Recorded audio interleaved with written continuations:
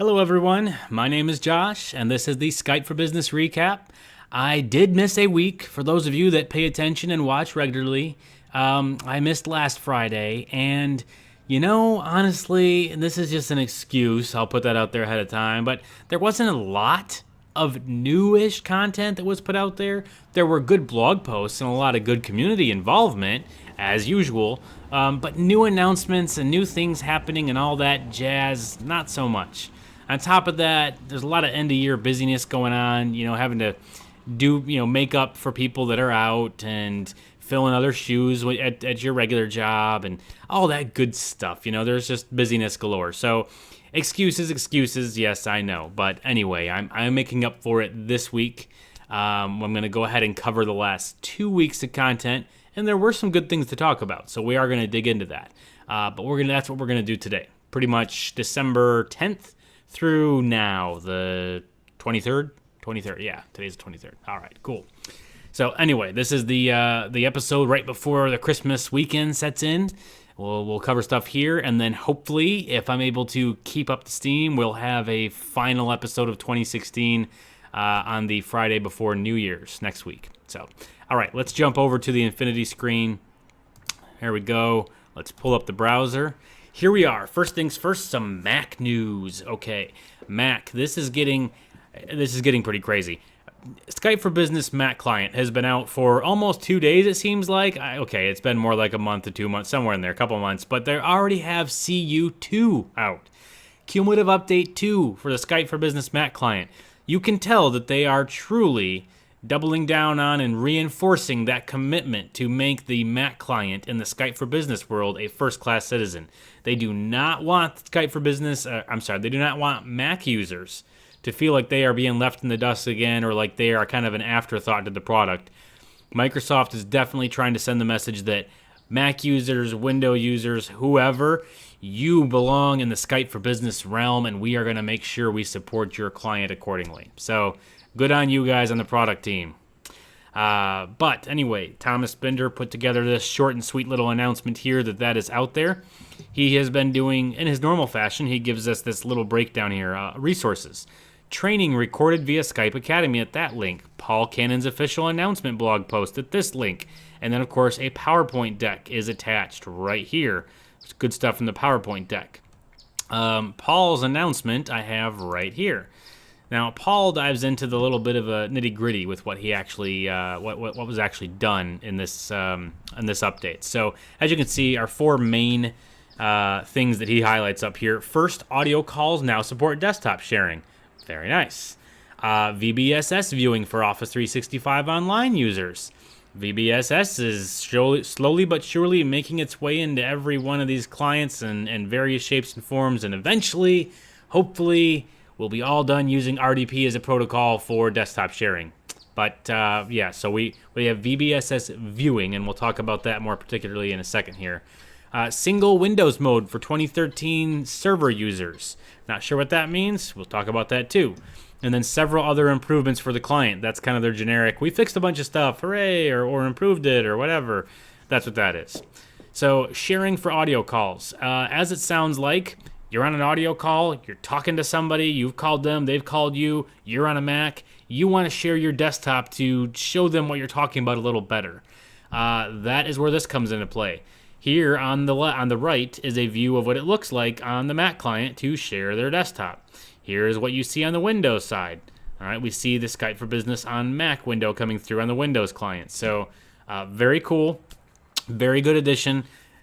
Many Mac users are probably rejoicing at this one that desktop sharing is finally making its way into the Mac client. Awesome. VBSS viewing. Now, VBSS, what is that? Video-based screen sharing. As opposed to what had been the de facto standard, RDP protocol sharing. VBSS, of course, added, like Paul gives a brief little synopsis here. We announced VBSS and added this improved form of sharing to the Windows client back in September 2015. Over the course of the last year, we have enabled many of our clients, and now it's available on the Mac client. This mode of sharing performs better, supports higher frame rates, and the setup time is faster than RDP. Okay? Many clear benefits to using VBSS over RDP. The important thing to note here, This is VBSS viewing, meaning if someone on a Windows client who is in a client that is compatible with VBSS shares their screen, you can view it using the VBSS protocol. But if you as the Mac user go to share your desktop, even if both sides are VBSS compatible, it will still use the RDP protocol to do the actual sharing from the Mac. Make sense? All right. That's what that is. So good caveat to note, but like he says, we also have VBSS sharing on our futures roadmap, and we'll let you know when that is enabled. I'm guessing CU3, which probably be the next 6 hours or so at the cadence they're going at now. So be looking for that.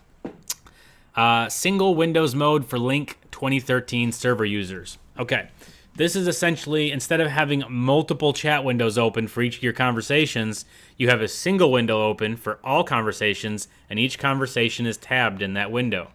You know what I'm talking about, right? Yeah, you know what I'm talking about. Now this has been brought to Skype for Business on Mac client for Link Server 2013 users. So very cool. If you have a Link Server 2013 backend and you are using the Skype for Business Mac client, put the links or put the CU2 update on your client, and you will be able to have that single Windows experience for all your conversations. And then the last part there is, of course, the generic look at the release notes to see all the many fixes and improvements we put out there as well. So that's that. Great work, guys. Keep it up. Next up, this is an announcement that I am so pleased to be talking about and sharing. I had the privilege of joining a great group of guys who just all happen to be in the UK and from Modality Systems. I am not from the UK or Modality Systems, but I have had the pleasure of being able to join in this group and be one of the 4 organizers that has brought MSUC.chat to the community. There was a good little blog post written, and that's the website, by the way, MSUC.chat. There was a great little introduction to what MSUC.chat is a while ago. As you'll see, this was the brainchild of Tom Arbuthnot back in October. He kind of threw a query out there about who would be interested in a open mic format that was kind of like a user group where the whole community could get together virtually on a regular cadence and just kind of have a free-for-all of free-flowing thoughts and ideas and discuss recent topics or recent product announcements, all that kind of stuff. Great idea. Obviously, it had the interest for him to push forward with it. He gathered up Ben and Ian. Let me go over to the hosts here. So we started with Tom over here, Office Servers and Services MVP, of course. Ian, another MVP, also known as Northern UC on Twitter, and Ben Lee was the third guy that was part of this group before they approached me to join them, and then there, of course there's me there. So the 4 of us are working together as organizers for this group, and that's an important thing that Tom had made a point to call out in his blog post. This is about the community. This is something for all of us to get together, and the 4 of us are more or less just kind of the organizers and facilitators. We want to make sure things get scheduled, want to make sure communication's sent out, that we drum up participation, but at the end of the day, we don't want to be sitting there just having a conversation between the 4 of us. We want to be having conversations with everybody in the community and having them have conversations with each other and letting these ideas flow and just letting that natural discussion take place. Great way to keep sharp, great way to stay informed, great way to keep up with each other and get to know each other better. So I was very excited to join these guys. We had the first event on the 16th, I think, of this month, so last week, and it went very well. Very good participation out there. The way you can go about participating next month, because this is monthly, is to go to the event sign-up page, okay? First name, last name, email address. Boom. Subscribe. You are going to get the next Skype for Business invite for the next meeting. And you are literally going to join the meeting with your Skype for Business client. And we are all going to be on that Skype for Business client having a good old time chatting about all kinds of awesome stuff, okay? That is the premise there. That is how you get notified. That's how you become involved. It's as simple as signing up and joining a meeting. Going to be a good time in January. We're already planning that for mid to late January, I believe, okay? So sign up there, take place. A lot of familiar faces on there, a lot of good discussion.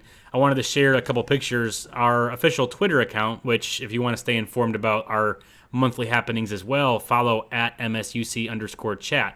All right. But we shared this picture out there of the meeting in progress. a lot of faces, a lot of people actually doing video. Then there was a lot of people doing just audio. And you can see all the various people that joined in, the different modalities in use. Then we had some people that didn't do audio or video. They just wanted to participate via chat and listen in. And that's perfectly fine too. We were, taking questions that way and kicking conversation off. It was a great way to communicate. So it was a really good time. And then we had Sean Harry, who was present, share this pic, which I love because it's from the new Mac client. He just happened to catch a frame that had the four, Tom, Ian, Ben, and myself in there. And then he, captured the IM conversation happening on the side and all the different people that were joined down here. Very good conversation. It was a fun time. Hoping to see everybody that was there again. A lot of you expressed a lot of interest in doing this regularly. And there were several of you that were bummed to have missed it for various work purposes, but we'll try to get notice out there early enough to where you can plan around it, and hopefully we'll see more of you there next time. All right, good stuff. Next up, Martin Baum. Martin has been cranking out the blog posts. I mean, I have talked about a lot of his blog posts over the last few weeks, and it's because, Martin, you're making my job too easy here, man. You're doing such a great job covering what's new and what's happening with such detailed and informational blog posts. It's great. Thank you for this. The one I'm covering today is about the Auto Attendant preview. He wrote a summary on this for Skype for Business Online. He also linked right down in here to another similar post on call queues, which is kind of also in preview in this same category for Skype for Business Online. Now, this post, the reason I'm highlighting this rather than call queues is because there were some recent features that were added to the Auto Attendant preview. Like he calls out here, we've got business hours, and then more details on search options and call queues. Both very cool. I especially like the business hours, but the more details on searching is also very, very cool. So what he does is first gives us a brief synopsis, talks about what is Auto Attendant, gives us a diagram there.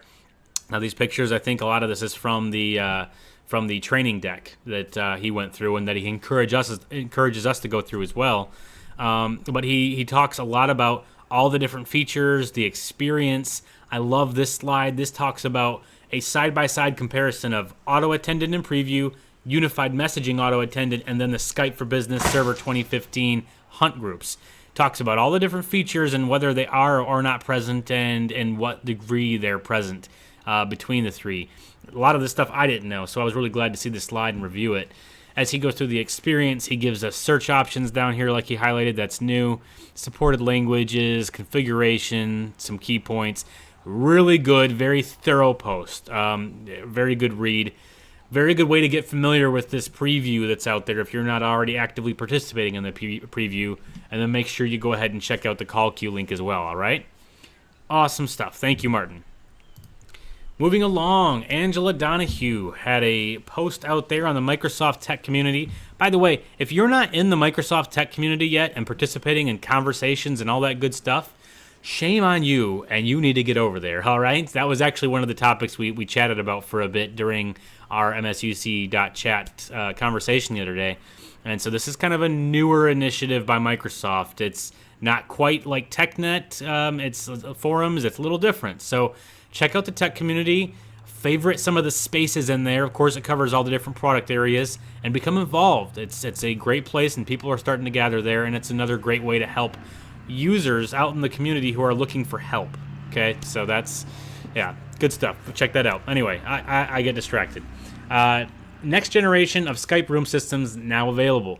Skype Room Systems has been talked about all year long since it was first kind of announced back at, I think, WPC.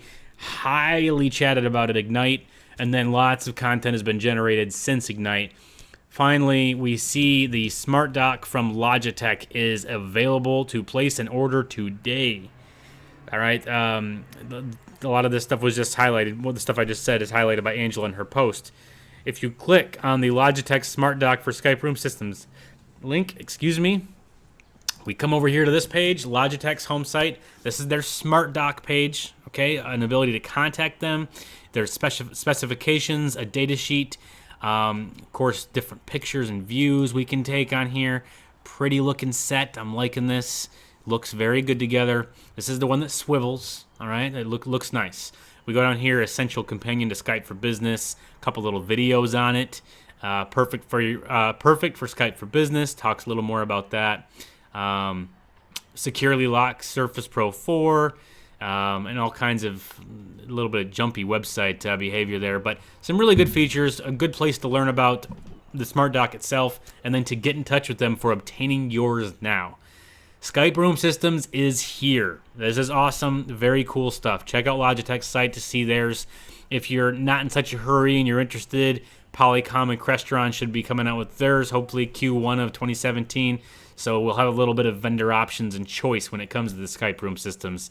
I anticipate very good things in this area. Microsoft has invested a lot here, put a lot of effort into making sure the experience is seamless across vendors, and that the user experience is really in tune with their own user interface. So good stuff. Check this out, guys. All right. Okay, I need to catch my breath, jump back over to my main screen. That's it. That's it for this episode. I'm done. I'm not going to yak your ear off too much longer here. Like I said, I'm going to try to squeeze in one last episode of 2016. That'll be next Friday, the weekend before New Year's. Okay, when I talk to you guys after that, it will be 2017. So very exciting stuff. This weekend is Christmas. If you celebrate Christmas, Merry, Merry Christmas to you guys. If you do not, Happy Holidays and Happy New Year. And I hope you enjoy this time, all of you, with family and friends. I'm sure we will all enjoy many beverages of choice. For those of us that do that, myself included, but please be responsible, be safe. If you're going out with friends and you're all going to be having a good time during the holidays, make sure you got that DD identified or a way to get home that is safe. Yeah, that's about all I'm going to say there. We don't want to have any terrible news coming back from the holidays. Let's just have a blast, and then I'll meet back up again next week to be just a wee bit more productive before New Year, and then get that last little bit of a 4-day weekend before 2017 hits us. All right? Thank you, guys. Thanks for tuning in again. We will talk to you here next Friday. Adios.